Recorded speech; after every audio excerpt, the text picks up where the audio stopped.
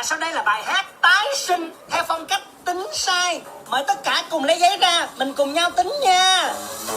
35 nhân với 50, cộng 13 nhân 3 nhân 28 chia 5. Chia 35 nhân 6 chia 10, trừ 100 nhân 23 chia 7 trừ 3. Cộng thêm 39 trừ 68 chia 14 trừ 30 nhân 45 trừ 12 chia 63.